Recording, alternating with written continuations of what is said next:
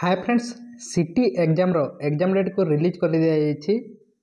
केबे हेबो exam A notice T देखंतु आज आसी 31/8/2024 अर्थात आज आसी नोटिस टी केउठारु आसी कहा पाखक आसी एठारे आपण देखि पारुथबे। एहा मो पढु नाही, डायरेक्ट हमें एग्जाम डेट को देखिबा केबे हेबो एग्जाम। एठारे आपण देखि पारुथबे एवं एठारे जो 2026 अछि या को आपण नहीं कि कन्फ्यूजन होंतु नहीं जे सेटा टाइपिंग करबा समय मिस्टेक होइतबो। समस्तंकर मिस्टेक होइते, तेनु 12/9/2024 सॉरी 12/9/2024 12/9/2024 रु 15/9/2024 मध्य हेबो। एठारे 26 जो लिखाई छि एहा को नहीं कि आपण कन्फ्यूजन होंतु नहीं, टाइपिंग करबा समय भूल होइतबो तांकर। तेनु 12 तारिख रु 15 तारिख मध्य एग्जाम हेबो। 12 सेप्टेम्बर रु 15 सेप्टेम्बर मध्य तीनोटी टाइम रे हेबो बा तीनोटी स्लॉट रे ए एग्जाम हेबो।